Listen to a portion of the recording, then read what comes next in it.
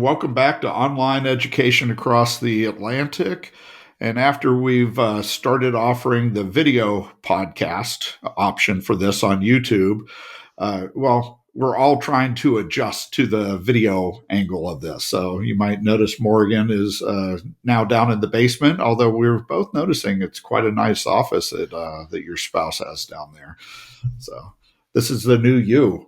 And then I've basically just rotated my view. So I think it's standard. You got to have a bookshelf to look good in a podcast office setting. So that's what I'm going with. But it's great to see you guys. Yeah, it seems it's been a long time over the holidays and everything else. So, but yeah, good to be back. Yeah, I think it's been a month since we recorded the second episode. So. Wow.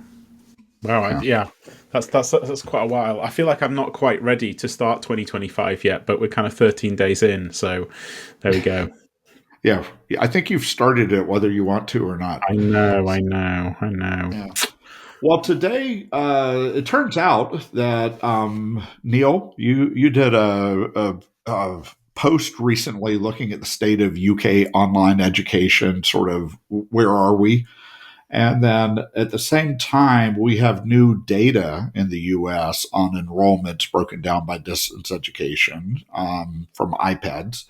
And actually are in the middle of several posts on that topic. And it seemed like a good opportunity to basically just say, what is the state of online education, particularly in the UK and US? And what are, basically comparisons and looking at trends that we're seeing. So that's what we wanted to get into today. To get started, however, without jumping in, to look at both sides, I have to say, I think we have a much brighter picture over here in the U.S. From what I'm reading than what we're seeing in the U.K. So I feel pretty good about that, at least for this year. Yeah, I mean, I suppose there's kind of brighter picture in terms of the numbers, but I guess brighter picture in terms of the stability of the data. I think, to be honest, my reflections on 2024 in terms of the data that we get from HESA for online learning is it's been a bit of a disaster, to be honest. We had a really late release. We had a release with errors in there. So for example, one institution I think had registered all of their students as being online students when in fact they don't have an online program at all, as far as I'm aware, in their institution. And because of the way that these things are reported, that's not removed from the data, but it's just a note is put on there that's happened. Then when the release did come out, it was the data was recorded on a different basis, so it's not comparable year on year for starters. So that's also not ideal. This is starting to sound like like data nightmare. Every possible thing that could go wrong. It is. It was a online learning in UK higher education annus horribilis 2024. I think. Did that actually cause any of the horrible Times Higher Education online rankings? Maybe they just had really bad data to get started. Maybe that's why we weren't a fan of that. Maybe. I'm not sure about that. I think they did that. That was all their own work. But then when the figures were released, obviously not comparable year on year, but it showed an increase in the number of undergraduates and postgraduates online students. And I should say that what I'm referring to here is UK domestic students. Our international and UK online are reported differently. But then a couple of months later, they revised it. And so the numbers were revised down. So you kind of have this I'm slightly exasperated by the whole thing now, and I don't really know what to say in a way, because for starters, the year-on-year comparison isn't possible this year, but then you had an increase and then a decrease, and I feel so worn down by those shenanigans that I don't really know what to say. I think I think the only thing I can say is it's not pointing to this massive increase in demand for online, but I don't think it's showing a huge decline. And, as you know, the stories, the raw kind of main figure of data kind of tells you something, but there's so many stories, within the data when you sort of start to look at institutions. Obviously, kind of to analyze at that level takes quite a lot of time. But if you really want to kind of know what's happening, you have to kind of really delve down into the detail, and these figures are indicative. So I would prefer, I have to admit, and we'll get to the details on the US. I want to go through the UK a little bit first, but I will say on the data side, the biggest challenges we're doing the analysis and writing these posts is here you have the iPad's fall enrollment data. And the best thing about it is it's consistent. So from 2012 and moving on, yeah, there's some data problems. I wish they would do it a different way, but we figured out how to get around it. But then it's consistent. So it is really good for year over year, really good for jumping into details. The problem we have is you have that, but we also have 12-month unduplicated headcount data, which is very good, but it only started 3 years ago. Then we have the National Student Clearinghouse survey data, and that comes out very timely, like at the end of the term that they're measuring. And one of our challenges is recognizing you have different sources and different news articles written about it. We almost have too much data over here because you have to resolve these differences. But I'll take these problems over. I'm just sad that we didn't have this conversation 2 years ago, because Phil and I could have started a newsletter specifically dealing with the Department of Education titled Worn Down by Shenanigans. Yeah. Yeah. If we had started it then, we would have one-upping stories on shenanigans. We're about to end end this set of shenanigans within a week. So we'll find out. A new set will begin. Yes, a new one. Yeah, I mean, to just go back to the year-on-year comparison stuff and the consistency, I think basically the intentions of the change were good. They're about moving towards more not real-time reporting, but kind of more up-to-date reporting. But I think ultimately, for various different reasons, that's caused lots of issues in the system, which caused delays and knock-on effects. So the intention was a good one, but you can't help feel a little bit we've taken some steps backwards rather than forwards, which was the kind of intention, really. So it's difficult to say. I feel because of all of that, it's hard to be definitive on whether we've seen an increase or a decrease. But I think irrespective of whether it's up or down, it's not up or down in any significant way. So, if I had to kind of hedge my bets, I'd say, look, it looks kind of stable and steady rather than, a big move either way. But your post took more of I think off of the headlines and reacting to financial stories. And so more of a narrative approach is sort of, so tell us more about that as far as like, what's the narrative? Because it seemed like a lot of what you were saying is you keep reading about all these negative stories, I think a lot based on finances, but there's some interesting developments that are happening. Tell us more about what you're seeing. Yeah, I think basically the financial challenges and the positions that UK universities find themselves in, I think ultimately has created pretty fertile ground for online education. There are whole swathes of institutions that are have a greater level of prioritization for developing online degrees and courses than I can remember in recent times, where they've got, a degree over here and a degree over there, and it's been very kind of faculty led and not sort of central and strategic. You've got those universities who are, looking to make more serious entries into the market, maybe either on their own, but often with an OPM. You've got universities kind of looking to take things on a little bit. Maybe they've come out of an OPM partnership, or for whatever reason, maybe a change of leadership. They're kind of in a second phase. So actually, it's like what always happens, when there's something kind of bad happening, it's not kind of, there's often sometimes opportunities that arise out of that. And I think for online learning, it's seen as, an area around international expansion, an area for diversification.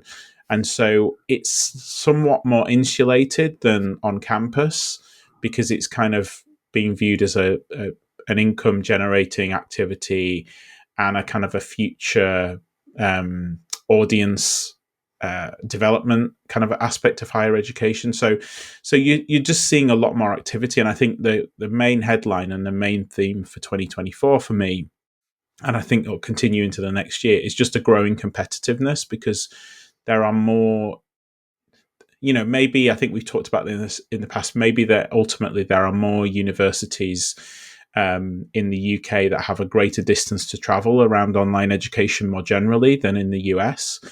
And, there are more now that are seeking to kind of take that journey. And I think that's driven by the kind of seriousness of the situation that they find themselves in. I think that's just really, really interesting. But, alongside that, there's a net increase in the number of company partnerships, so OPM partnerships and other style partnerships this year. There's also been some diversification around, I think I've kind of landed on a title that I'm happy with around anything that's kind of beneath a degree, sort of sub-degree courses. So certificates, micro-credentials, short courses, there's definitely been more activity there. Easy to overstate that, but it's definitely been more activity there. So in a way, like I say, it is more fertile ground really, and there's more appetite to develop those things. And I think finance and income are a kind of a key component of that. And I think also the international side of things, we've seen a decline in international on-campus enrollments. I think sometimes actually universities have a slightly misplaced optimism around online education and international students, but I think that's also a driver. So it's a really interesting time over here because of all of those factors. And I think, I can't think of a time in my period of working in higher education where I've seen as many universities as serious about online education as they are now. Serious in a good way and a bad way, it's probably both. But like in the US a dozen years ago, finally, a lot of nonprofit universities started getting serious to ask themselves, what should be our online strategy?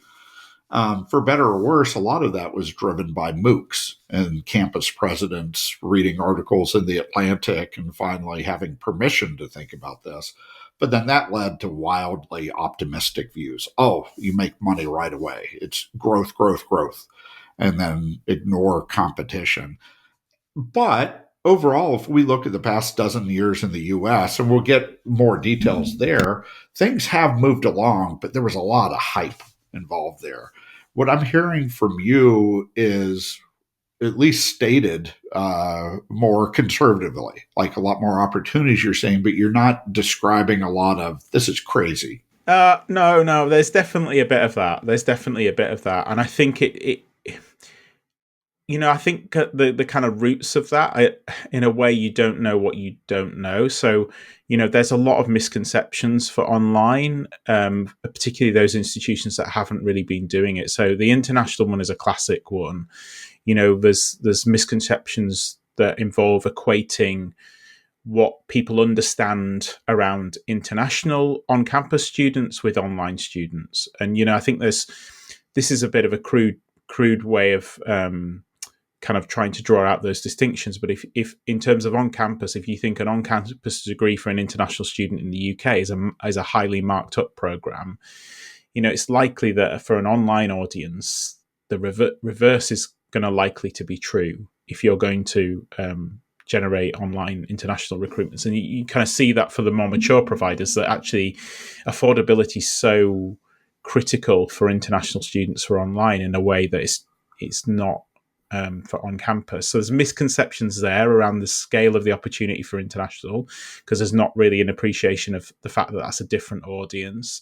That plays out also in areas like recruitment. So, universities will think, oh, well, we just need to get an agent to do this kind of thing, and the agent network isn't that congruent within online student recruitment as well. So there's some misconceptions there, which if you kind of, if you align with this sense of opportunity around international, then I wouldn't describe that as crazy. I just think it's misplaced optimism there, based on a kind of lack of knowledge.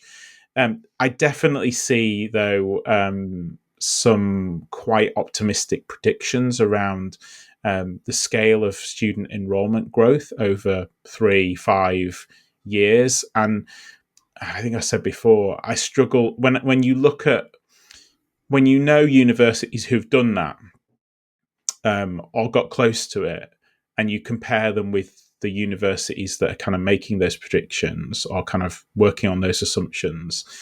It's there where you see the disconnect. You think, well, you don't have the capabilities, or the proposition isn't attractive enough to kind of sort of seem to warrant that. So I wouldn't say it's kind of crazy outlandish stuff, but there's a lot of lack of knowledge which leads to kind of either over ambition or misplaced optimism. I think that's how I'd describe it.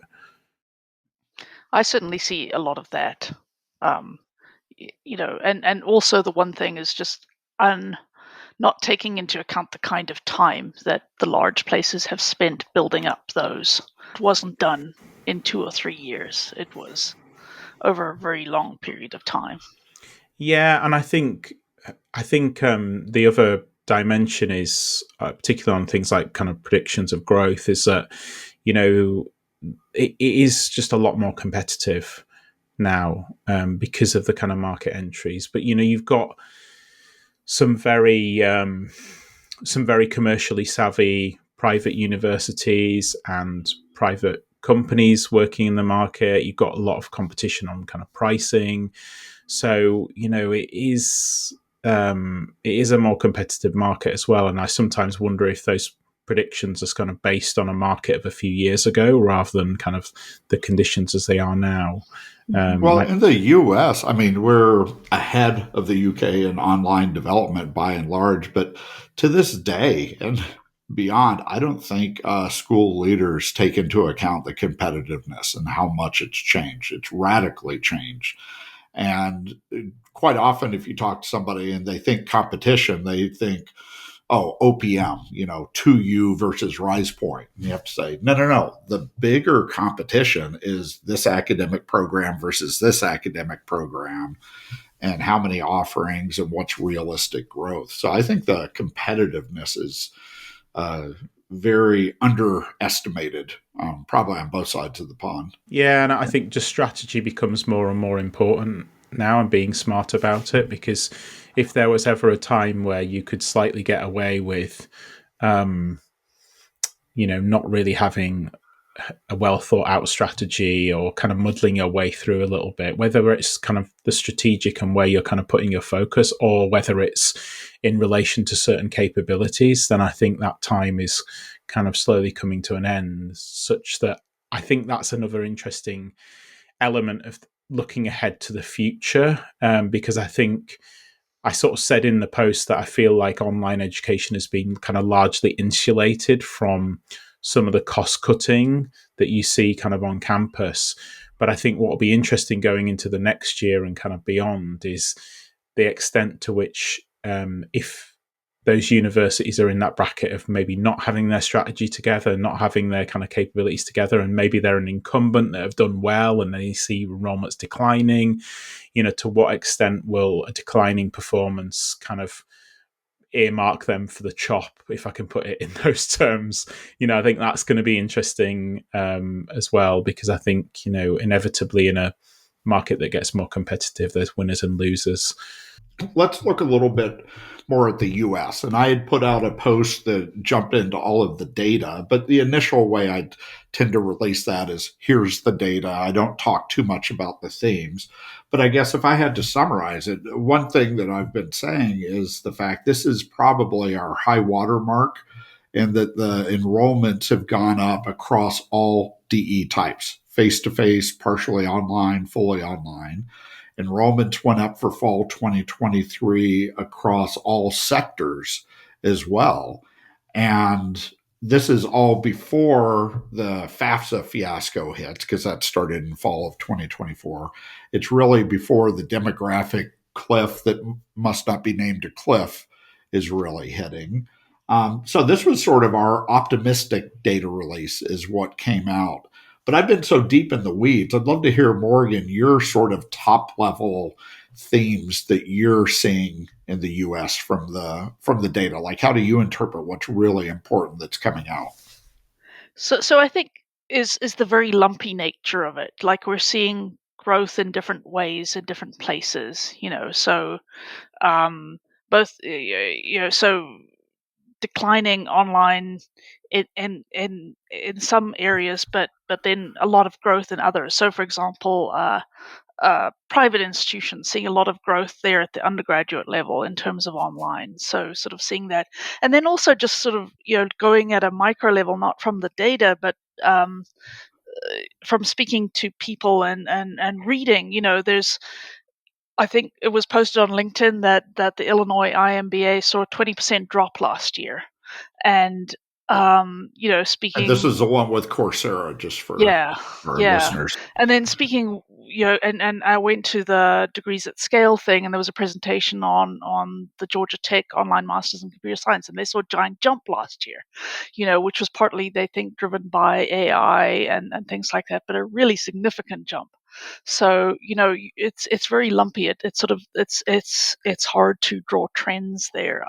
I think except that it is sort of continuing to grow, or at least level off.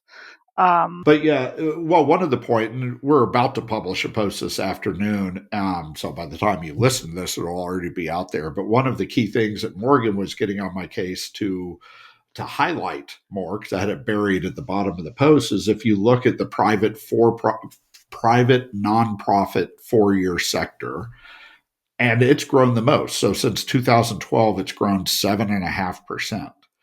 But if you take out the outliers, the winners in the lumpy war, so Southern New Hampshire, Western Governors, Liberty University, just take those out and look at the rest of the sector, it's actually declined in enrollments by 1.2%.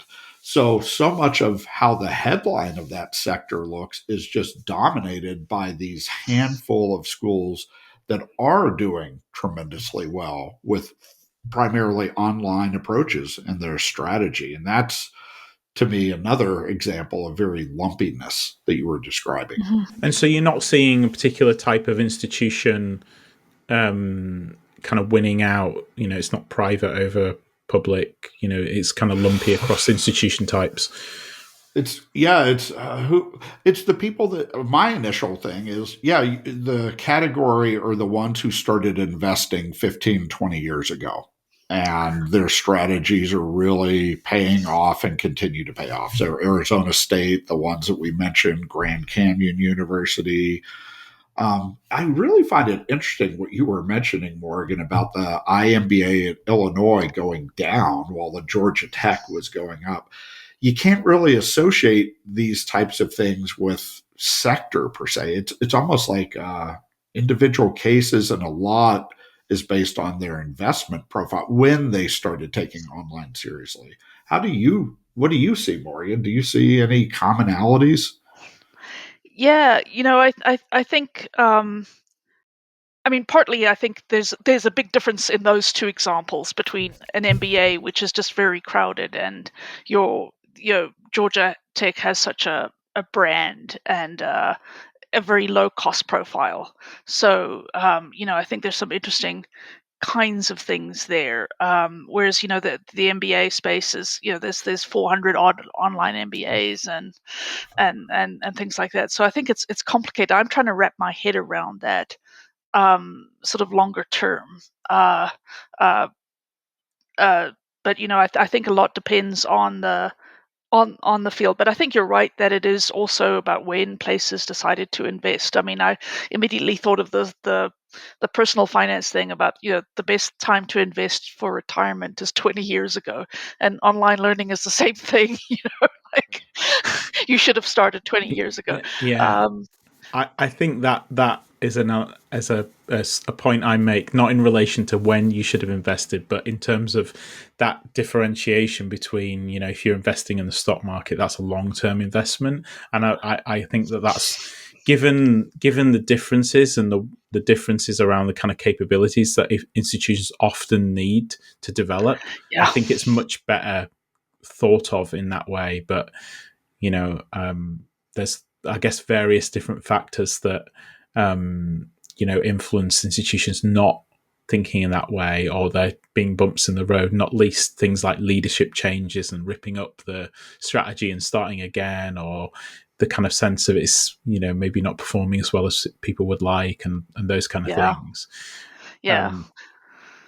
But I don't want to get too much into smart quips, but also while you were talking, I was thinking I read a book, the subtitle of which, well, I didn't read a book, I found a book to read, the subtitle of which was "Strategy Eats Tactics for Breakfast." And I think that's true of online as well. But it has to be a longer term investment. You can't sort of chop and change every 20 minutes. I think the whole online MBA space and MBA space in general is interesting in terms of how that's doing. And I was chatting to someone over here in the UK who basically said to me that they felt that the online MBA market was really primarily international now over here, which I guess pointed to maybe an interesting change in perception around around the kind of value of an MBA. But yeah, I guess that's a little sub story of those examples, maybe. Yeah. What I was going to point out was sort of the demand side is that, and that runs counter to the narrative that we heard so often during COVID, and that people are sick of Zoom University and they're getting forced into online. And certainly that happened in the height of the pandemic. But one of the data points that I still find interesting is if you take that past trend of the growth of online, and then you project, it was a very linear growth in the US. Mm-hmm. And then if you project it forward to where we are now, if that trend had kept up and we'd never had the pandemic, we've actually jumped in the US by about 12% higher than what we would have forecast. If you had asked me to forecast it in 2019, I would have done a straight line projection. We're 12% higher. So COVID, we're done with it now. COVID actually increased the percentage of students going online. And I attribute that, I mean, there are multiple factors, but one is I think there's just a demand. People, their lives are different. They're trying to figure out how to get lifelong education beyond the 18 to 24 years.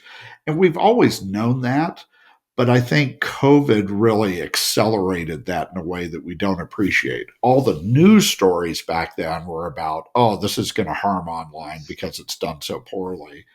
But I actually think the demand from students just had more options, and then we haven't gone backwards on it. So it's actually COVID is an accelerant. I think there was also COVID accelerated a shift in people's acceptance of stuff. Like if you think about online dating, neither of you have probably done much of that. Neither have I for a long, long time. But there was a time like in the late 90s where if you said that you met somebody online, it's like, oh my goodness, that's the most awful thing. And now if you speak to the generation that's dating, it's like, of course we met online. Where else are we going to meet? In a bar? What kind of a creep are you? Yeah. Well, I did just watch the Ashley Madison documentary, but we'll avoid that topic as we get into the mix.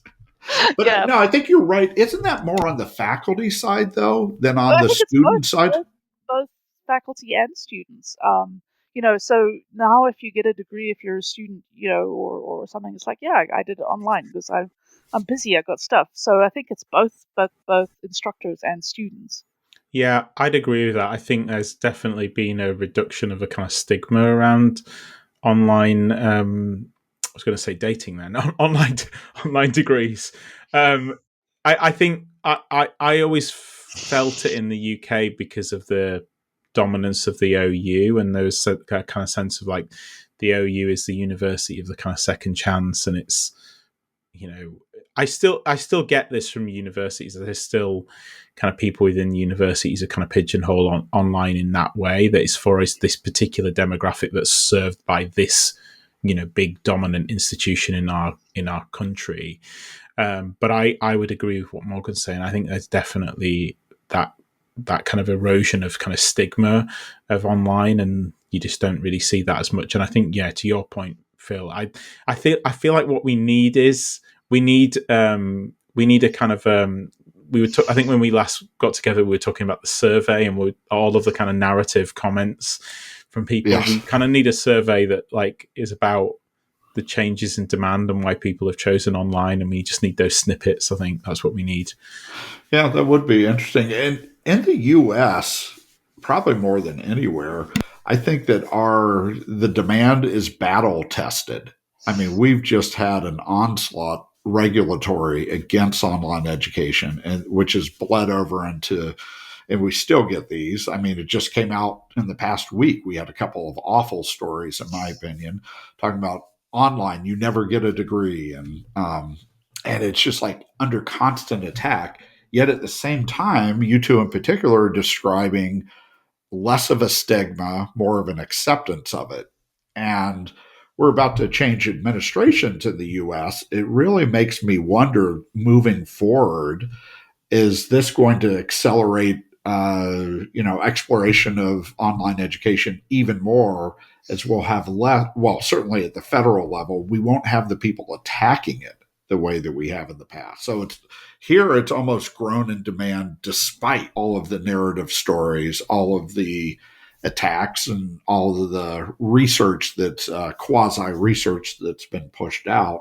Once we get past that to a degree, are we going to start even accelerating in the US even further and what online demand is? I think we're going to continue to see attacks. They may not be from the Department of Education, but we'll see attacks, unfortunately. But will they have the same impact not coming from the federal government? Well, I mean, they can't change rules, but there is something to be said about demonization, and I think that we'll continue to see a sort of steady drumbeat of that. But that's sort of separate. I think we will see. It's working much less with online degrees because it just makes sense for people's lives. They don't want to get in a car and drive for whatever hours and so on. I over the vacation I was listening to an interview with the founder of Upswing, and both his parents were in the military and continuing to do their learning while he was in school, and he would drive for 2 hours for his mom and sit on the steps of the university while she went to class. The sort of capacity for that, I think, is declining. So I think we will continue to see increases, even though some people who write about online learning are still fighting the wars of 20 years ago and can't get over it. Do you get any sense of the kind of groups that might be more influential for the kind of new administration? Because I feel like, the thing that you're describing kind of happens in the UK, and I think there's that sense at the moment where we have a new government. There's not a lot of detail, and one of the things that really interests me is which cliques, which groups, which policy influencers are going to be the ones that kind of get into the inner circle of this new government and the Department for Education and all the associated bodies. And what does that mean for, well, I guess all parts of higher education? But it sounds to me that, you had the Arnold Ventures and you guys kind of, I guess, kind of did a lot to kind of uncover all of that. But do you get any sense of what groups might be attaching themselves to kind of Department of Education and those that have an influence, and what their view may or may not be around online education? Well, I mean, a lot of that remains to be seen. I mean, we're right in the peak of that over the next 2 to 3 months, because we'll find out. So, for example, the Heritage Foundation did Project 2025. They didn't really talk about online education at all, but they did talk about undoing all of the harmful regulations or approaches of the Biden administration. But then at the same time, the Trump team distanced themselves from heritage. So I think that part of what we're going to see is over the next 2 months, which description is accurate? Are they sort of in league together, but they just didn't want to admit it as part of the election? Or is there a very different approach? And I'll give one specific example, and I discount this too much, and I think we need to take it more seriously. But the Trump team has talked about their national online university, which and I discount it like that's all bluster. That's negotiating. There's no way they're going to do that. I mean, you would argue Western governors in Southern New Hampshire already are national online universities. So I discount it. Well, I think in the next couple of months, we'll find out if there's any teeth behind those things. I assumed it was just negotiating ploys. So I guess I'm really hedging my bet saying I don't know the answer, but I think the next 2 months are going to tell us a ton. I feel like for once I can maybe even just jokingly say that you're trying to catch up with us. 3-year degrees and a national online university. Yeah. I mean, this I feel like I'm in a rare position of saying, "Come on, guys." I mean, yeah. Well, this is part of the reason I discount the online university. Is the American Academy, I think is what they've dubbed it, but there's no coherence with what the Trump message is. Because if you really look at it, it's like, oh, so you think the federal government should determine, education and provide it just like the online, Open University did decades ago? That's really your model? It makes no sense to me. So, yeah, you can make fun of us for this right now, but I at the least think that I personally need to not discount it as much as I have, and I need to explore, is there any teeth behind that at all? Is there any teeth? And if it actually comes into being, will they actually put the resources in it to make it grow in a meaningful sense? I would predict not, but that's because I'm gloomy and I have a particular set of political convictions.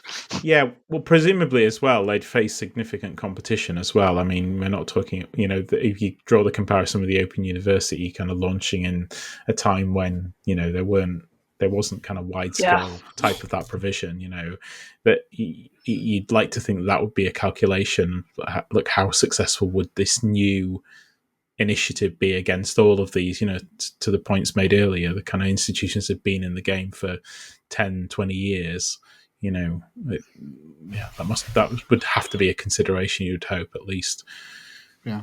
Well, I could think of a dozen reasons why this doesn't make sense, but we're going to have to write about it. So, so let's sort of look forward even beyond the American Academy, mythical or not, and say, what are we expecting or hoping that we see? And I'll throw one in to get started. This is not necessarily our predictions, because we talked about doing a predictions episode, but given where we are, and there's going to be orders of magnitude less pushback from the federal government of the U.S. around online education. That doesn't mean a lot of the complaints were completely invalid. Online education does need to be designed to be more engaging. We do need to focus on student success and better outcomes. And there's a lot of programs I've seen that are very mired in the past, and people aren't taking it seriously.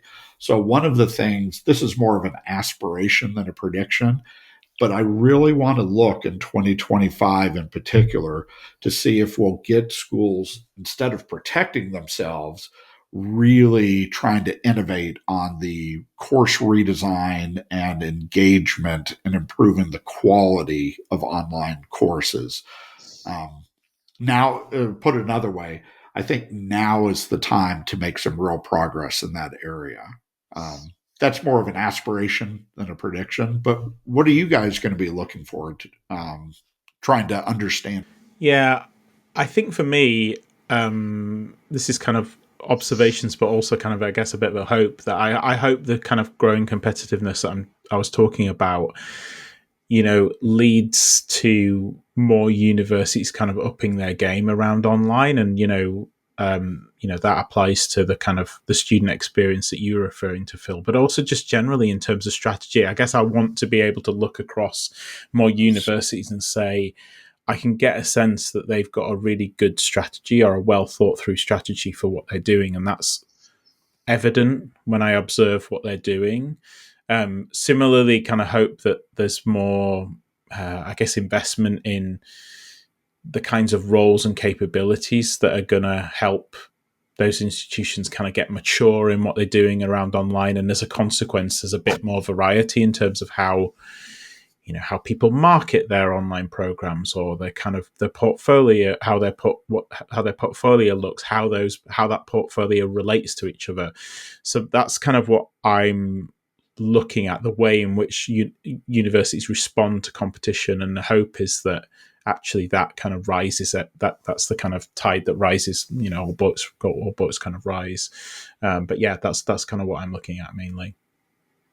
And how about you, Morgan? I want to key off something that Neil talked about in terms of expectations of international and online, because over fairly recently, I spoke to somebody at a fairly large, one of the big, well-established online programs, and they said they're really upping their international recruitment. They're sending people abroad and things like that. So places are really starting to do that, and I think there's going to be some innovation there. I am also hearing from other programs who are trying to sort of think about ways to lower costs internationally through international arbitrage, so hiring the TAs or whatever in the country where the students are to keep costs lower in the case of a developing country or an emerging economy. So something like that. So I think we'll see some more innovation there. We'll see some broken hearts, but also some innovation and some breakthroughs, I think. So there is a lot of the era is changing. Is one thing I would say. I was at a conference or a summit that I'm not allowed to talk about the details given the nature of the summit, but it was interesting to me having a lot of the college leaders really trying to figure out what can be improved. We're in a new situation, and so there's a new set of challenges that we could address or improve.